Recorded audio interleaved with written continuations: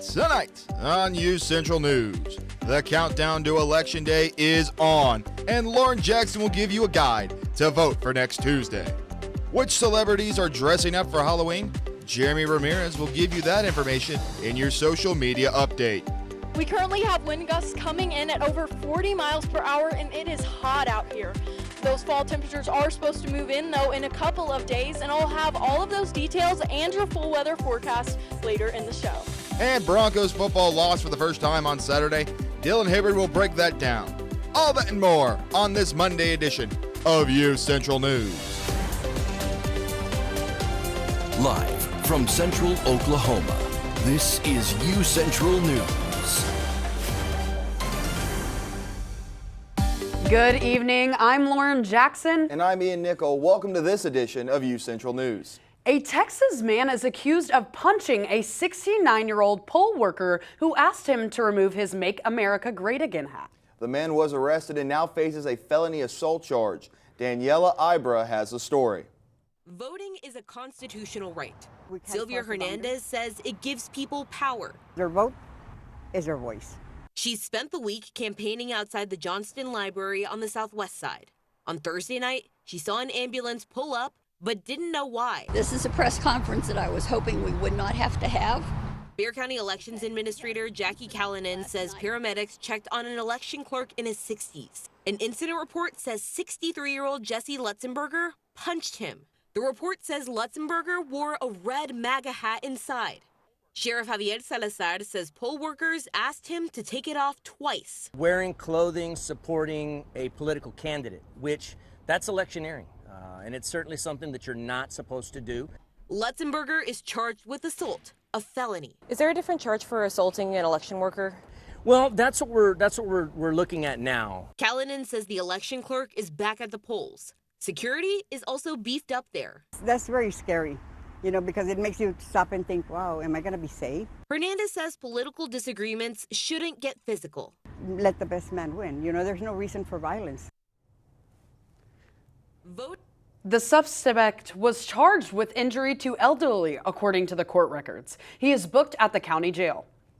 Fires were set in drop-in ballot boxes in Portland, Oregon, and Vancouver, Washington. Hundreds of voter ballots were destroyed. Portland authorities responded to a fire in one ballot box at 3:30 a.m. in an incendiary device that had been placed in the ballot box. But thanks to a fire suppressant, only 3 ballots were damaged. However, a few hours later in Vancouver, Washington, a second ballot box also had a fire-starting device placed in it, and its fire suppressant failed to work. Clark County Auditor Greg Kimsley said that hundreds of ballots were lost and calling the incident a direct attack on democracy. For most UCO students, November 5th will be the first time they have ever voted. I asked the secretary of the Oklahoma County Election Board what first-time voters should be looking out for. With Election Day fast approaching, most college students are first-time voters. I was able to talk to Doug Sanderson about what in-state and out-of-state college students should be looking for. We have some out-of-state students that actually register in Oklahoma to vote in our elections here. But that deadline has already passed. So what I would recommend, if you're a registered voter but registered in some other state, get online and contact that other state. They still may have an opportunity for you to vote by mail. In-state students are able to cast their vote as early as October 30th. When you go to vote, make sure to bring a valid form of ID and not to wear any form of political affiliation. The worst thing to do is to be in line at a place you think you're registered to vote, only to discover an hour later that you're at the wrong site, because then it's obviously complicates things. So the best suggestion I can make is to go online to the State Election Board's website, go to the voter portal, look up your polling place, and take a look at your ballot, and then you'll be prepared. To see your voter location, ballot, or changes to your voter information, visit okvoterportal.gov. Make use of this opportunity that we have in our democracy to participate in the election, because your vote is important and it counts. Get out there and vote, Broncos. This is Lauren Jackson reporting for UCentral News. And great package, Lauren, and I've always been wondering what the weather is going to be like for Election Day. Me as well. Gwyneth will have our first look at weather. Thank you, guys. And looking at reflectivity right now, we do have some clouds across the state. Those are moving pretty fast, though, because those winds are coming in as high as 40 miles per hour from the south. That's also bringing our humidity up. That's pushing out that warm front. And we are expected to get a cold front that's going to move southeast across our state Tuesday into Wednesday. That's going to come with rain chances, even some severe thunderstorm chances as well. As we look at those rain chances Tuesday night into Wednesday, those areas are where we're most likely to see rain. The darker areas are where that rain's probably going to be more concentrated. Definitely going to see some rain across the state. As we go into Wednesday, though, those storms really start to ramp up. We're going to see a lot of rain across the state. Those darker areas are where we're supposed to see most of our rain for Wednesday. Lots of thunderstorm activity. You're just going to want to keep an eye on that as we get closer to Wednesday, because once again, just lots of rain coming for us, which is amazing because we haven't experienced much. As we look outside right now, it's pretty hazy, and you may be wondering why. That's because we have 27 active fires right now across the state. A lot of this haze right here is smoke, and we're definitely seeing that. As you can see, that wind is pretty high too. We're looking at 44-mile-per-hour gusts across the state. It is not feeling that good outside, especially since it's at 88 degrees.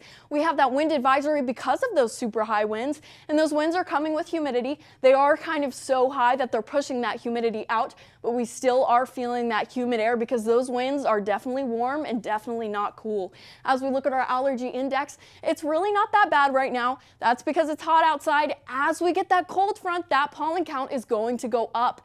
That is because just because of those cold temperatures, the leaves will start to fall and your allergies will start to act up. But for now, it's really not looking too bad. As we look ahead, though, fire weather conditions today, tomorrow, because of those high winds, this drought we've been experiencing is definitely contributing to that. We do have a cold front Tuesday into Wednesday that will bring rainfall, possibly some thunderstorms. You may be wondering if your Halloween is going to be rainy or not, but I have good news for you. We only have a 2% chance of rain on Halloween. After that, though, we are seeing our chances go back up. So luckily, we got really lucky, and Thursday, we're really not going to see much rain.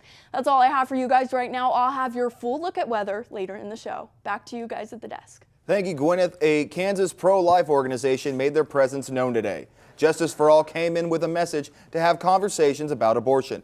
I spoke with the group and students about the topic. With the election just 8 days away, a topic that students could be divided on is abortion. Rebecca Dyer of Justice for All wants to help bridge that gap. And we're a pro-life training group that trains people how to have productive conversations about abortion.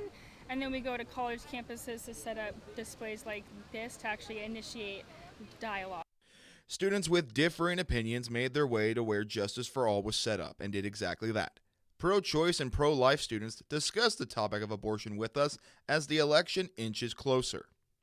My personal decision is to not have an abortion, but if someone who wasn't a Christian would want an abortion, I would totally be like, you can do that. I'm pro-choice, honestly, like especially as a woman. Everyone has their opinion. I mean, it's America. Everybody has a right to voice their opinion.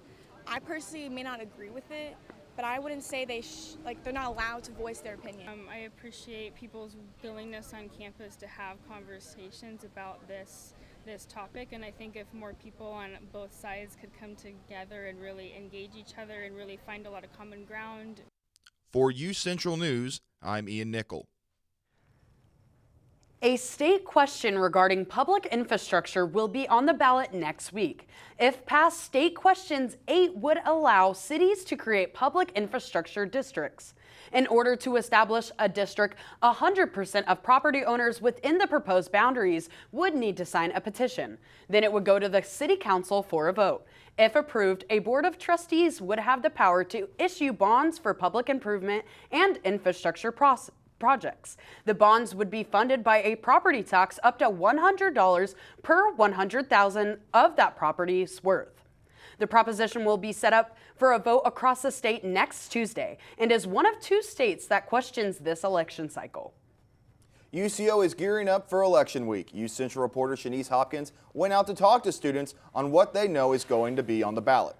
And it really is students that are voting for the world that they want when they graduate. Yes, it affects them right here, right now. There are bills on both sides that are looking at education even. And so that's an important issue for students of how tuition's being paid, what grants look like, what scholarships are available, what financial aid looks like, and all of that kind of stuff.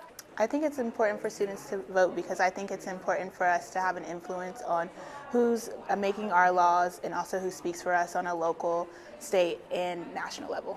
I do think there's an importance for us to vote because we are the future and we're learning about our country already. And so it's important for us to vote and to let our voices be heard, especially since it's the country that we're going to be living in for the rest of our lives unless we choose to move, which a lot of us aren't. So we all need to vote.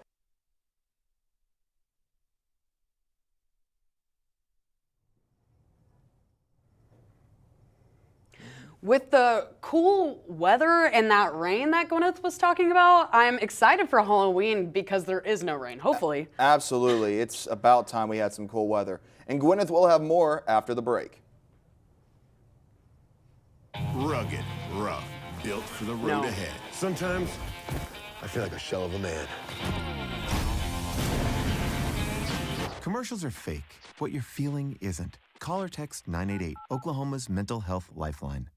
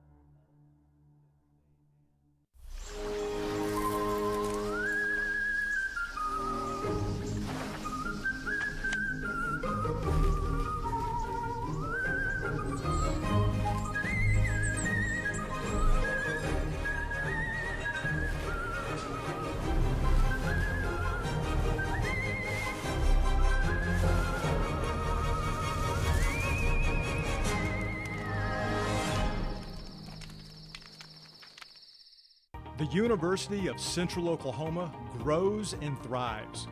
We move forward, daily living the Bronco way, being reflective of our neighborhood, community, history, and Oklahoma. This is what has made us who we are. Oklahoma's Metropolitan University, the third largest university in Oklahoma. This is where movement is. This is the University of Central Oklahoma.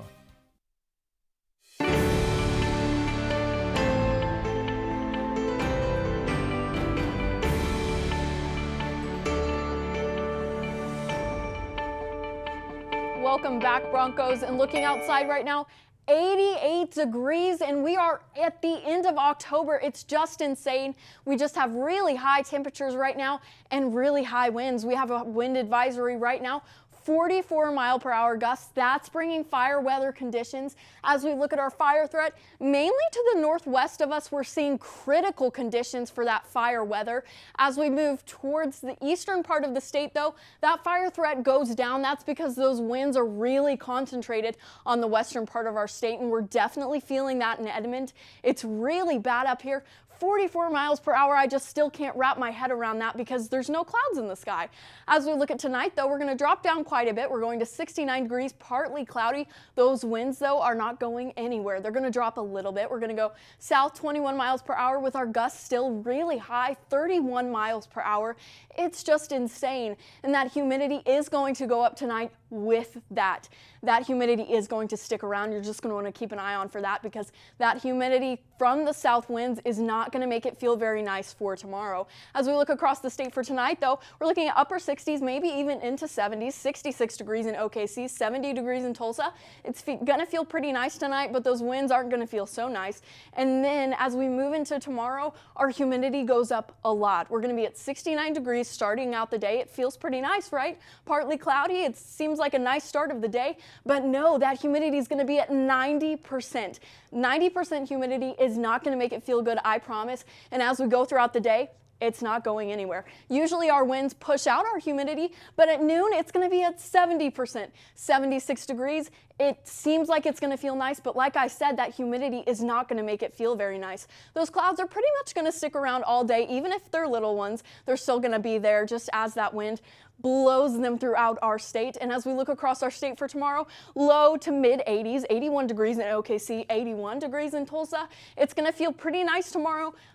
If you don't take into account that humidity, it just gets pretty bad. Looking ahead, critical fire weather conditions today and tomorrow because that wind is sticking around today through tomorrow with that humidity, with the drought conditions we already have just all stacked on top of each other. And we already have 27 current active fires in the state. Just insane to think about. Very scary conditions. You're just going to want to keep a lookout for that. A cold front moving in Tuesday into Wednesday will bring our temperatures down. It'll start to feel like fall, and this one will stick around. So you'll be able to look out for those fall temperatures. As we move to Tuesday, that's when our temperatures stay the same, but that humidity is going to be so high. Wednesday, we get that cold front. That chance of rain really ramps up. We start to see thunderstorm chances. Thursday, no chance of rain. It's a miracle. No chance of rain Thursday. Friday, no chance of rain on Halloween. That's just lovely. And then rain chances start to ramp up again. But like I said, those temperatures are going to remain low after that, so that's something to really look forward to. I know Halloween's supposed to feel very nice. We're going to be at 65 degrees. That's amazing. Lauren, Ian? Yes, I am super excited about that cold weather and no rain. What are you doing, Gwyneth? Are you staying inside or are you going out on Halloween? Honestly, I think I'm just going to cuddle up and watch some movies and eat some candy. Just enjoy my Halloween inside. No parties. Sounds great. Up next, what is the Queen of Halloween? Heidi Klum sharing about her Halloween costume. And what former actor is now taking up NASCAR? Jeremy Ramirez will have all of that and more after the break. Happy birthday! Make a wish. Miss you guys. Blue skies smiling at me, talking about blue skies. Do I see bluebirds singing a song, talking about blue skies from now on? When it comes to making plans, you are the best. What about those barbecues you plan in detail for your family? Or your daughter's first costume party? It was out of this world. The same way you plan each detail for those moments, start planning to protect you and your loved ones from a natural disaster.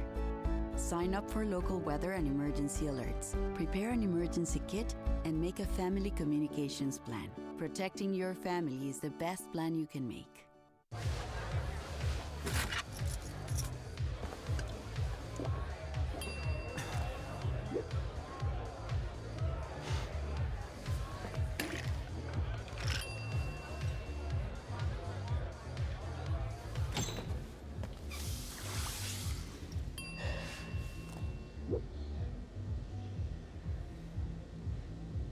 If you need to do something to feel okay to drive, you're not okay to drive.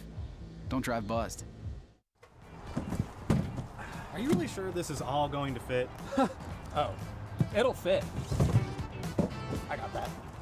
All right. When hauling anything, ensure it's secure. Losing your load is dangerous for all drivers. We want everyone to make it home safe. Help make Oklahoma safe by securing your load.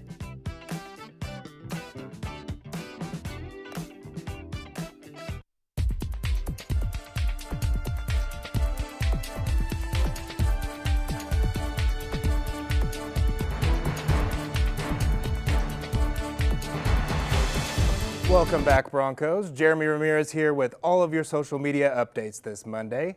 Starting us off tonight in the spirit of the season, Heidi Klum, the Queen of Halloween, returns, gearing up for her highly anticipated annual party. The famous model shared a video on social media Friday highlighting her costumes from years past. The video leaves fans guessing about her plans for this year, ending with 2024 ?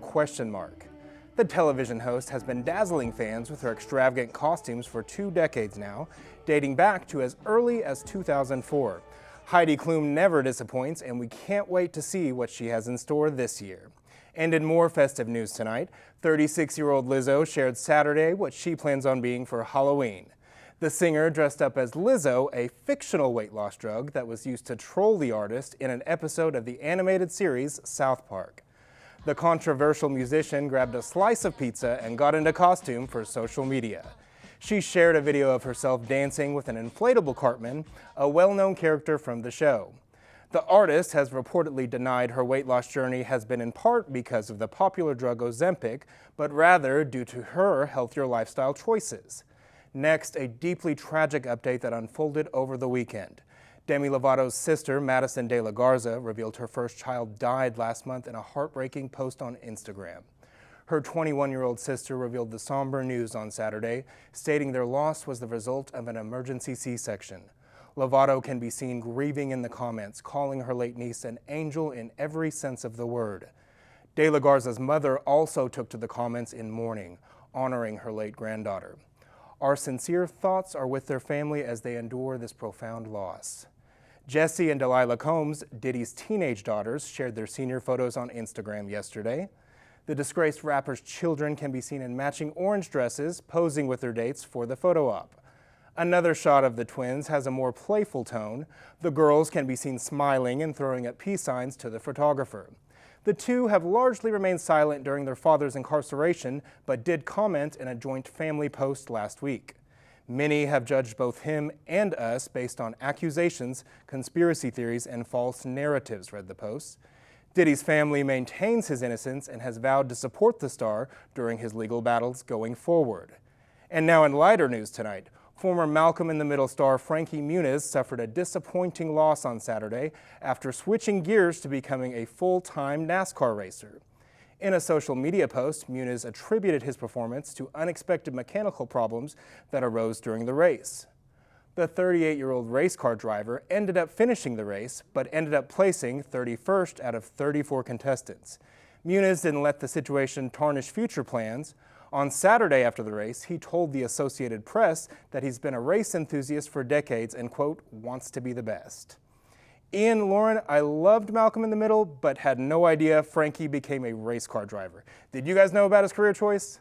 No. I did actually. Oh, really? Yeah, he recently announced that he's going to become a full-time truck race driver. With NASCAR. So there's awesome. There's like levels to it and everything. Awesome. Thank you, Jeremy.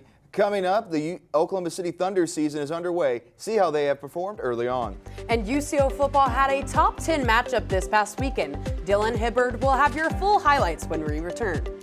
I was raised to believe in the power of possibility, to always move forward but never forget where I came from, to value hard work, ingenuity, and hospitality. On one hand, my people are rough and rugged. On the other, refined and elegant.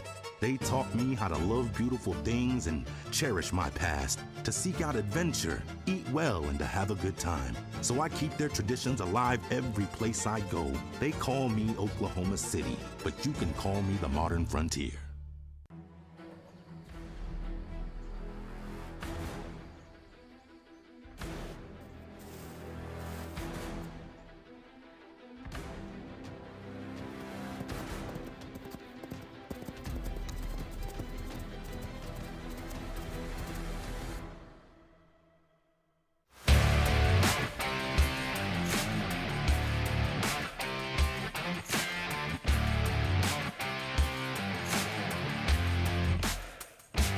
Hello everyone and welcome to your daily sports update. I'm Dylan Hibbard. UCO homecoming was last week with the 9th-ranked Bronco football team closing the week with a highly anticipated top 10 matchup in the MIAA conference, facing off against the 6th-ranked Pitt State Gorillas. Unfortunately for the Broncos, homecoming did not end happy, with the Chos dropping their first game of the season with a 35-21 loss. Quarterback Jeff Hutt threw the ball 61 times for 386 yards and 3 touchdowns. His receivers struggled to hold on to the ball, causing him to complete only 29 of those 61 throws. The rushing game for the Broncos struggled to find holes, only rushing for 107 yards in total. While the offense was shut down early in the second half, only scoring 7 points, the defense stood strong, led by leading tacklers Jack Puckett and Dylan Buckheit. The Broncos will look to get their winning ways with a playoff spot still possible as they travel to Missouri to face the Missouri Western Saturday at 2 p.m. The 10th-ranked UCO volleyball team faced off against MIAA conference foe Arkansas Fort Smith twice, once at home and once on the road. For only the second time this season, the Broncos lost this time at home, being a final score of 3-1 on Wednesday evening. All 3 sets were decided by 5 points or less.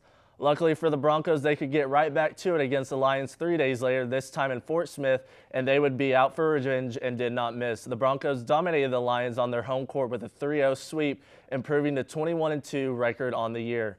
Volleyball team will be back home this weekend in action Friday against Central Missouri at 6 p.m. The following afternoon, they will face Missouri Southern Saturday at 2 p.m.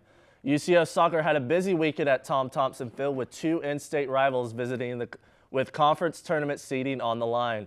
Friday night saw the Northeastern State Riverhawks come to town, and the Broncos stayed hot with a 2-0 win, making it 4 wins out of their last 5 games. 2 days later saw the Rogers State Hillcats come up and put more of a fight with a final score of 2-2, making the Broncos conference record 5-2-3 and an overall record of 8-5-3. Soccer will finish its final weekend of the regular season in Kansas as they travel to Pittsburgh, Kansas to face the Pitt State Gorillas Friday at 2 p.m. with tournament seeding at play. The OKC Thunder season is fully underway, with the team having high expectations riding their back. The Thunder's home opener was last night at the Paycom Center, and the team did not disappoint, proving why they are Western Conference favorites with a 128-104 win over the Atlanta Hawks. While OKC's offense is nothing to be subtle about, it's the defense that had impressed the league the most. Thunder's defense leads the league in points allowed at 95.3, blocks with 10 per game, and 5th in rebounds at 49.3 per game. OKC will be back in action Wednesday at the Paycom Center, taking on Victor Wembanyama and the San Antonio Spurs. Tip-off is at 8:30 p.m. on ESPN. I don't know about you guys at the desk, but I'm going to be trying to get out to the OKC Thunder games as much as I can. Oh, absolutely. I mean, they're one of the best teams in the NBA. There's no doubt in my mind that they'll be one to watch. I love the Thunder. Coming up, Gwyneth Duncan will have our last look at weather. Rugged, rough, built for the road ahead. Sometimes I feel like a shell of a man. Commercials are fake. What you're feeling isn't. Call or text 988, Oklahoma's mental health lifeline.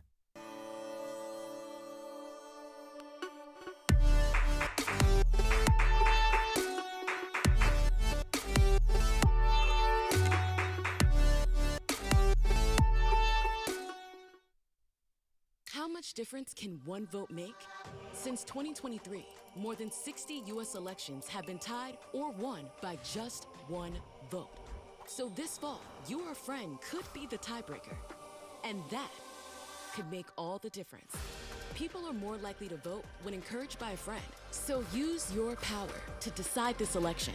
Make sure you're good to vote and encourage your friends to make a voting plan at votevotevote.com.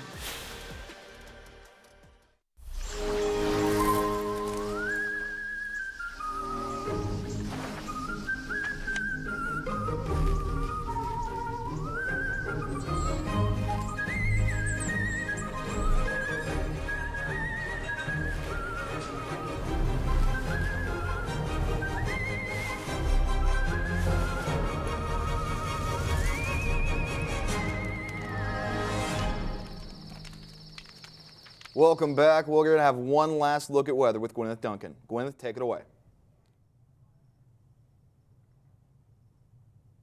Thank you. And looking at tomorrow's forecast, 7 a.m., 90% humidity. As we go throughout tomorrow, it's going to be very muggy and very humid. You're going to be able to feel that. You're going to want to tie your hair up if you have long curly hair, because it's definitely going to get super frizzy. Noon, it's going to go to gusty, super gusty. That wind from today is going to remain into tomorrow, and that humidity is still going to be super high. And that's really all I have for you guys for today's forecast. Tune in next time to see how your weather will be for Halloween. Back to you guys at the desk. Thank you, Gwyneth. I'm Lauren Jackson. And I'm Ian Nickel. Have a great rest of your Monday. Solid.